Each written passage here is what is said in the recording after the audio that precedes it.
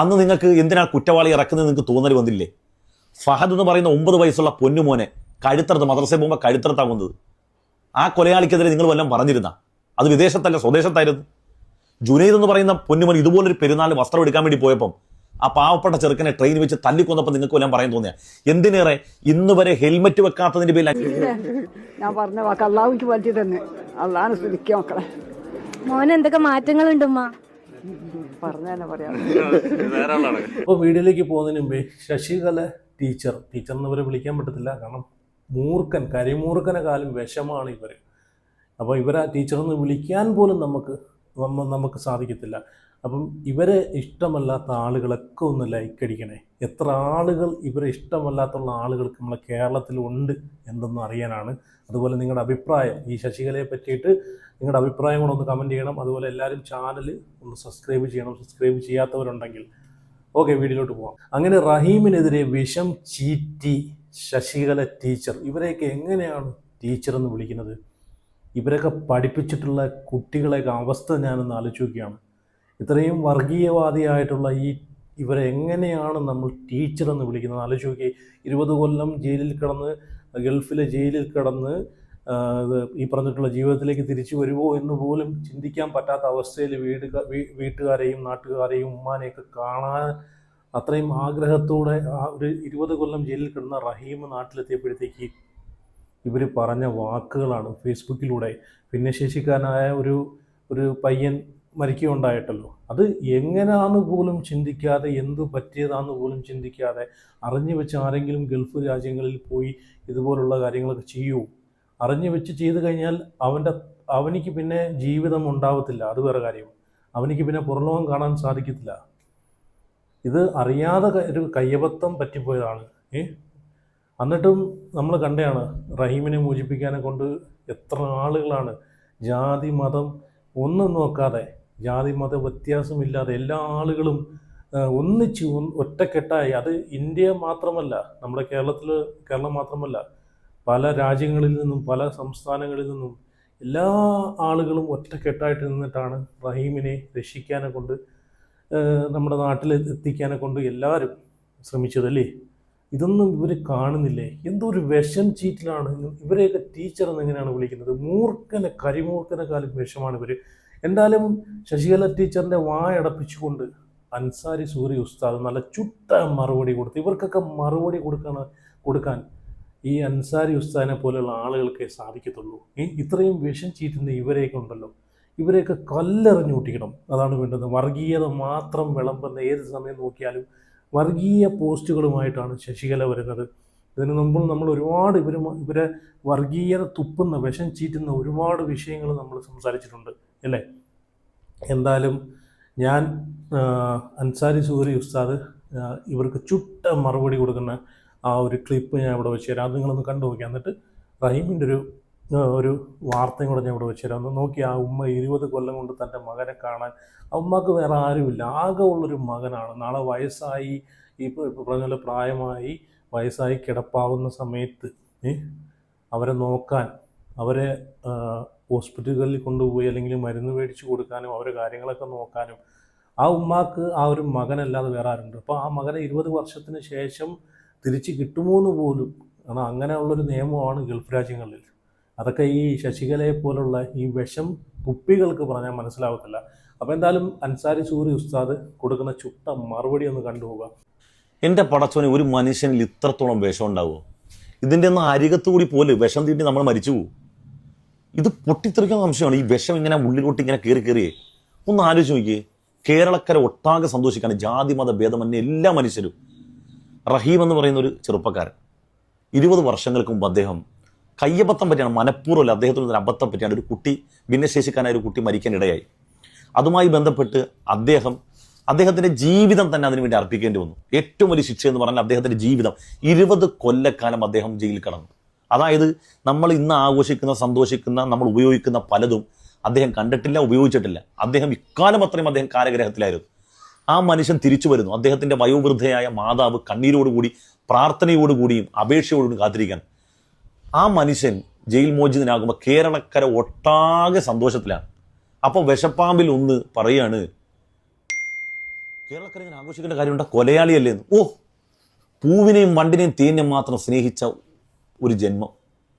എത്ര മാനവികമാണെന്നറിയാം അവരുടെ ആ സ്നേഹം. ദുബായ് ചെക്ക് കേസിൽ വെള്ളാപ്പള്ളിയുടെ മോൻ തുഷാർ വെള്ളാപ്പള്ളി കിടന്നപ്പം യൂസ്ഫലി ഇറക്കാൻ പോയല്ലോ. അന്ന് നിങ്ങൾക്ക് എന്തിനാ കുറ്റവാളി ഇറക്കുന്നത് നിങ്ങൾക്ക് തോന്നൽ വന്നില്ലേ? ഫഹദ് എന്ന് പറയുന്ന 9 വയസ്സുള്ള പൊന്നുമോനെ കഴുത്തറുത്ത്, മദ്രസയിൽ പോകുമ്പോൾ കഴുത്തറുത്താൻ വന്നത്. ആ കൊലയാളിക്കെതിരെ നിങ്ങൾ വല്ലതും പറഞ്ഞിരുന്ന? അത് വിദേശത്തല്ല, സ്വദേശത്തായിരുന്നു. ജുനൈദ് എന്ന് പറയുന്ന പൊന്നുമോൻ ഇതുപോലൊരു പെരുന്നാൾ വസ്ത്രം എടുക്കാൻ വേണ്ടി പോയപ്പം ആ പാവപ്പെട്ട ചെറുക്കനെ ട്രെയിൻ വെച്ച് തല്ലിക്കൊന്നപ്പോൾ നിങ്ങൾക്ക് വല്ലതും പറയാൻ തോന്നിയാൽ? എന്തിനേറെ ഇന്ന് വരെ ഹെൽമെറ്റ് വെക്കാത്തതിൻ്റെ പേരിൽ 500 രൂപ പെറ്റി പോലും അടച്ചിട്ടില്ലാത്ത റിയാസ് മൗലവി, അദ്ദേഹത്തിന്റെ വിധവയുടെ കണ്ണീര് കണ്ടിട്ടുണ്ടെങ്കിൽ നിങ്ങൾ മനുഷ്യ സ്ത്രീ തന്നെയല്ലേ? ഒന്നും ചെയ്യാതൊരു പാവം പള്ളി കിടന്നുറങ്ങി, അതിനകത്ത് സംശയമൊന്നുമില്ലല്ലോ. അയാൾ ഒരു ഉപദ്രവം ചെയ്തിട്ടില്ലല്ലോ, ആരെ ദ്രോഹിച്ചിട്ടില്ലല്ലോ.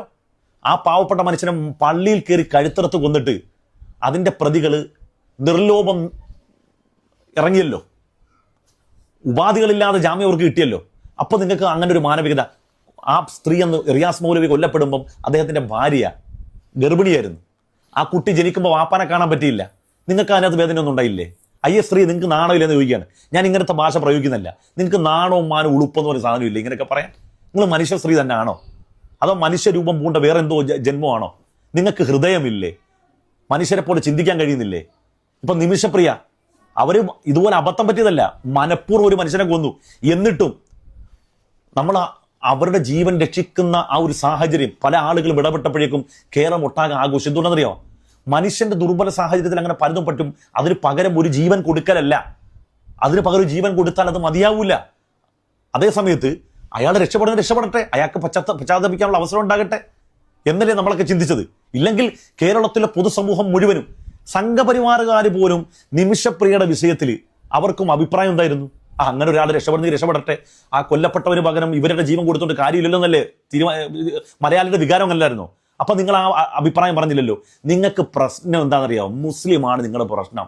നിങ്ങൾ സ്ത്രീയെ, നിങ്ങളുടെ ഈ ജന്മം പാഴായി പോകും. ഞാൻ പറയുന്നത്, നിങ്ങൾ എന്തെങ്കിലും ഒരു നല്ല വാക്ക് നിങ്ങളുടെ വായിന്ന് വന്ന് കണ്ടിട്ട്, ഞങ്ങൾ മലയാളികൾക്ക് വലിയ ആഗ്രഹം, എന്തെങ്കിലും ഒരു നല്ല വാക്ക്, മനുഷ്യർക്ക് ഗുണമുള്ളൊരു നല്ല വാക്ക് നിങ്ങളുടെ വായിന്ന് കേട്ടിട്ട് മരിക്കാനാണ് ഞങ്ങളുടെ ആഗ്രഹം. അല്ലെ നിങ്ങൾക്ക് നിങ്ങളോട് വ്യക്തിപരമായിട്ടുള്ള വൈരാഗ്യം എതിർപ്പൊന്നുള്ളതുകൊണ്ടല്ല. നിങ്ങൾ എന്താ ഇങ്ങനെ ഒരു സ്ത്രീയായി പോയത്? ഇവിടെ നിങ്ങൾ അതേ പ്രായമുള്ള എത്ര മനുഷ്യരുണ്ട്. ഈ ശോഭാ സുരേന്ദ്രനൊക്കെ കുറച്ചുകൂടെയൊക്കെ എനിക്കൊന്ന് മെച്ചമാണെന്ന് തോന്നുന്നു.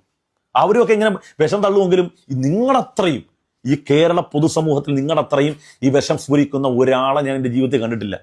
ഒരു മനുഷ്യൻ ഇന്ന് കണ്ടില്ല. കേരളക്കാരുടെ ആഘോഷം എന്താണ്? ഈ മനുഷ്യർക്കാർക്കും ഹൃദയമില്ലാത്തവരാണോ?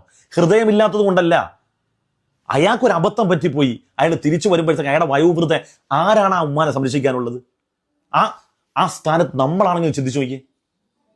ആ ഉമ്മാടെ കൈ കൊണ്ട് ഒരിറ്റ് ചോറ് ഇങ്ങനെ വാരി കൊടുക്കുന്ന സമയത്ത്, ആ കഴിക്കുന്ന സമയത്ത് ആ മോന്റെ കണ്ണീരുകൾ കണ്ട. ഇത് പങ്കുവെക്കുന്ന ഇവിടുത്തെ മുസ്ലിമീങ്ങൾ മാത്രമല്ലെന്നേ, നാനാജാതി മനുഷ്യർ. എന്തുകൊണ്ടെന്നറിയോ? മനുഷ്യർക്ക് മനുഷ്യരുടെ വികാരം മനസ്സിലാകും. പക്ഷേ മനുഷ്യരൂപമുള്ള മൃഗങ്ങൾക്ക് ഇതൊന്നും മനസ്സിലാകത്തില്ല. Not only but also. Okay, എന്തായാലും വിഷം മാത്രം തുപ്പുന്ന ശശികലയ്ക്ക്, ടീച്ചറിനെ ഞാൻ വിളിക്കുന്നില്ല, കാരണം പ്രായത്തിന് മൂത്തയാണെങ്കിലും ഇതുപോലെ വിഷം മാത്രം ചീറ്റുന്ന ഇവരെയൊക്കെ നമുക്ക് ടീച്ചറെന്ന് വിളിക്കാൻ സാധിക്കത്തില്ല. ഇവർ പഠിപ്പിച്ചിട്ടുള്ള ഇവരെ സ്റ്റുഡൻസ് പോലും ഇവരെ ഇപ്പം ടീച്ചറെന്ന് ആ ഒരു നാവ് കൊണ്ട് ടീച്ചറെന്ന് വിളിക്കത്തില്ല. കാരണം അങ്ങനെയാണ് ഇവരെ ഈ ഒരു വിഷം തുപ്പലും വിഷം ചീറ്റലൊക്കെ നമ്മൾ കാണുന്നതാണ്. ഓക്കെ, എന്തായാലും അൻസാരി ഉസ്താദ് നല്ല ചുട്ട മറുപടി തന്നെ ഇവർക്ക് കൊടുക്കുന്നുണ്ട്. അയാൾ അറിഞ്ഞുകൊണ്ട് ചെയ്തതല്ലല്ലോ, ഒരു അബദ്ധം പറ്റിയതല്ലേ. പിന്നെ എന്തിനാണ് ഇവിടെ അറിഞ്ഞുകൊണ്ട് എത്രയോ തെറ്റുകൾ ചെയ്യുന്ന, എത്രയോ കുറ്റകൃത്യങ്ങൾ ചെയ്യുന്ന എത്രയോ ആളുകൾ ഒരു കൂസലുമില്ലാതെ ഇറങ്ങി നടക്കുമ്പോഴത്തേക്ക് ഇവരൊന്നും അതൊന്നും കാണുന്നില്ലേ? അതിനെതിരെ ശബ്ദമുയർത്താൻ എന്താ ഇവർക്ക് സാധിക്കാത്തത്? ഇതുപോലുള്ള എന്തെങ്കിലും കാണുമ്പോൾ മാത്രം വർഗീയത വിളമ്പുന്ന ഇവരെയൊക്കെ സത്യം പറഞ്ഞാൽ എന്താണ് നമ്മൾ നാണവമാനം എളുപ്പമുണ്ടോ ഇവർക്കൊക്കെ അല്ലേ? ഇനി ഞാനിവിടെ റഹീമിൻ്റെ ഒരു വാർത്ത എന്ന് വെച്ച് തരാം. ഒന്നാലോചിച്ച് നോക്കി, 20 കൊല്ലത്തിന് ശേഷം ആ ഉമ്മ തൻ്റെ മകനെ കാണാൻ പറ്റുമെന്ന് പോലും അവർക്ക് ഉറപ്പില്ലായിരുന്നു. ആ മകനെ തിരിച്ച് ഒന്ന് ആലോചിച്ച് നോക്കി, ഒരു ഉമ്മയുടെ ആ ഒരു 20 കൊല്ലത്തിന് ശേഷം ആ ഒരു മകനെ കാണുമ്പോഴത്തേക്കുള്ളൊരു വികാരവും സ്നേഹവും അത് പറഞ്ഞറിയിക്കാൻ പറ്റാത്തതിനപ്പുറമാണ്. ഒന്നാലോചിച്ച് നോക്കി, 20 കൊല്ലം ആ ഒരു ശബ്ദം പോലും കേൾക്കാൻ സാധിക്കാതെ, ചിലപ്പം ഫോണൊക്കെ വിളിച്ച് കാണും, അത് നമുക്കറിയത്തില്ല, എന്നാലും നേരിട്ട് കാണാൻ സാധിക്കാതെ മകൻ ഉമ്മയുടെ അടുത്തേക്ക് വരും, അല്ലെങ്കിൽ ജീവിതത്തിലേക്ക് തിരിച്ചു വരും എന്നുള്ളൊരു പ്രതീക്ഷയില്ലാത്തിടത്ത് നിന്നാണ് റഹീമിന് ഒരു തിരിച്ചു വരവുണ്ടായിരിക്കുന്നത് അല്ലേ. പക്ഷെ ഇതിനകത്ത് എടുത്തു പറയേണ്ട ഒരു കാര്യമുണ്ട് കേട്ടോ. ഞാൻ റഹീമിൻ്റെ ആ ഒരു ഇതൊക്കെ ആ ഒരു അവിടുത്തെ വാർത്താ മീഡിയാസിലൊക്കെ കുറേ ബൈറ്റുകൾ റഹീം കൊടുത്തിട്ടുണ്ട്. പക്ഷേ ബോച്ചയുടെ കാര്യം എടുത്തു പറയണം. കാരണം പുള്ളി ഒരുപാട് എഫോർട്ട് ഈ ഒരു വിഷയത്തിൽ ഒരുപാട് എഫോർട്ട് എടുത്തത് ഞാൻ കണ്ടായിരുന്നു. ബോച്ച മുൻകരുതൽ എടുത്തുകൊണ്ടാണ് എനിക്ക് തോന്നുന്നു ഇപ്പം കുറേയൊക്കെ ഇത്രയും റഹീമിന് നാട്ടിലെത്താൻ വരെ ഒരു കുറച്ച് ഒരു 60-70% ബോച്ചയുടെ ഒരു ഇതുകൊണ്ട് മാത്രമാണ്. നമ്മൾ ബോച്ചയുടെ പേര് എടുത്തു തന്നെ പറയണം, അതിനകത്ത് യാതൊരു സംശയമില്ല. റഹീമിനെ തിരിച്ചു കൊണ്ടുവരാൻ ബോച്ച കുറേ കഷ്ടപ്പെട്ടിട്ടുണ്ട്. അപ്പോൾ എന്തായാലും ഞാൻ ആ ഒരു വാർത്ത ഇങ്ങോട്ട് വെച്ച് തരാം, നിങ്ങളൊന്ന് കണ്ടുപോകെ. 20 കൊല്ലത്തിന് ശേഷം മകൻ അരികിലെത്തിയതിൻ്റെ സന്തോഷം പങ്കുവയ്ക്കുകയാണ് കോടമ്പുഴയിലെ വീട്ടിൽ അബ്ദുൾ റഹീമിൻ്റെ ഉമ്മ ഫാത്തിമ. 20 വർഷങ്ങൾക്ക് ശേഷം കോടമ്പുഴയിലെ ആ വീട്ടിലേക്ക് ജനിച്ചു വളർന്ന ആ വീട്ടിലേക്ക് റഹീം വീണ്ടും എത്തുകയാണ്. ഉമ്മയ്ക്കൊപ്പം ഇരിക്കുകയാണ് റഹീം. ഉമ്മ എന്ത് തോന്നുന്നു റഹീമിനെ കണ്ടപ്പോൾ? അൽഹംദുലില്ലാ എൻ്റെ കുട്ടീനെ തമ്പ വെക്കണി, എൻ്റെ കുട്ടീൻ്റെ തെറ്റി കിട്ടി. അൽഹംദുലില്ലാ എത്ര കണ്ട് സൂക്ഷിക്കണം, നിങ്ങളൊക്കെ സേവനം കൊണ്ട് താൻ ചെയ്യാനെത്തി. റഹീമിനൊരു കാര്യം അറിയാം, ആദ്യമൊക്കെ ഉമ്മ മാധ്യമങ്ങളോട് പ്രതികരിക്കുകയായിരുന്നു. പിന്നെ കുറച്ച് കഴിഞ്ഞപ്പോൾ ഉമ്മയ്ക്ക് ഒരു വിഷമൊക്കെ, ഇനി എൻ്റെ മോൻ വന്നിട്ടേ പ്രതികരിക്കുള്ളൂ എന്നാണ് ഉമ്മ പറഞ്ഞത്. ഇപ്പൊ എന്ത് തോന്നുന്നു? ഒരുമിച്ച് ഞാൻ പറഞ്ഞ വാക്ക് അള്ളാഹുക്ക് വലിച്ചു തന്നെ, അള്ളാഹാനെ സ്തുതിക്കുക മക്കളെ. മോന് എന്തൊക്കെ മാറ്റങ്ങളുണ്ട് ഉമ്മ? പറഞ്ഞ തന്നെ പറയാം. സന്തോഷമായോ കണ്ടപ്പോ? ഓ അൽഹംദുലില്ലാ സന്തോഷം. സഹായിച്ച എല്ലാവർക്കും എല്ലാവർക്കും സന്തോഷം മക്കളെ. വളരെ വളരെ ഇതിനൊക്കെ ഫലം അള്ള തരും, അല്ലാതെ ഞാൻ തന്നാ തരൂല. എനിക്ക് അത്രയും കളെ കൊണ്ടൊക്കെ ഉപകാരം കിട്ടും. പെരുന്നാള് വലിയ പെരുന്നാൾ തന്നെയായി. പെരുന്നാൾ 2 പെരുന്നാൾ, ഒന്ന് എൻ്റെ പെരുന്നാൾ, ഒന്ന് അള്ളാന്റെ പെരുന്നാൾ. ഈ ദിവസം തന്നെ എത്തുന്നു വിചാരിച്ചിരുന്നു? ഒരിക്കലും ഇല്ലായിരുന്നു. ഇവരുടെ എല്ലാവരുടെയും സഹായം കൊണ്ടാണ്, അവിടുത്തെ ലീവ് എല്ലാം മറികടന്നിട്ടാണ് ഇങ്ങനെ ഒരു സാഹചര്യം ഒരുക്കി തന്നെ. എന്ത് തോന്നി ഇപ്പോ ഇങ്ങനെ എത്തിയപ്പോ? വലിയൊരു ഇടപെടൽ നടത്തിയത് നിങ്ങളും എന്ന് പറഞ്ഞ ഞാൻ എംബസി തന്നെ 2013 ഈ കേസ് കൈകാര്യം ചെയ്തതിന്. ഓക്കെ, അപ്പോൾ എന്തായാലും ഈ ഇതുപോലുള്ള വിഷം തുപ്പികളെ പറ്റി, ശശികല ഇവരെയൊക്കെ പറ്റിയിട്ട് നിങ്ങൾ അഭിപ്രായം ഒന്ന് കമൻറ്റ് ചെയ്യണം ഇതിനെ പറ്റിയിട്ട്. എന്തായാലും ഇത് നല്ലൊരു എല്ലാവർക്കും ജാതിഭേദമന്യേ എല്ലാ ആളുകൾക്കും സന്തോഷം കിട്ടിയൊരു വാർത്തയാണ് അല്ലേ, സന്തോഷം നൽകിയൊരു വാർത്തയാണ് റഹീമിൻ്റെ തിരിച്ചുവരവ്. അതിൻ്റെ ഇടയിലും കുറേ വിഷം കൊണ്ട് തുപ്പിയിട്ടിട്ട് ഇവരെ പോലത്തുള്ള വർഗീയവാദികൾ വേറെയും കാണും, നമ്മൾ അറിയാത്തതാണ്. നമുക്കിപ്പം ഇവർ ഇച്ചിരി അത്യാവശ്യം അറിയാവുന്ന ആളായതുകൊണ്ടാണ് ജനങ്ങൾ പെട്ടെന്ന് ഇവരെ പോസ്റ്റ് ജനങ്ങളിലേക്ക് എത്തിയത്. ഇതുപോലെയുള്ള ആളുകളും കാണും, ഒരുപാട് കാണും, ഇവരെ പോലെയുള്ള വേറെ സ്ഥലങ്ങളിലൊക്കെ കാണും, നമുക്കറിയാത്തതാണ്.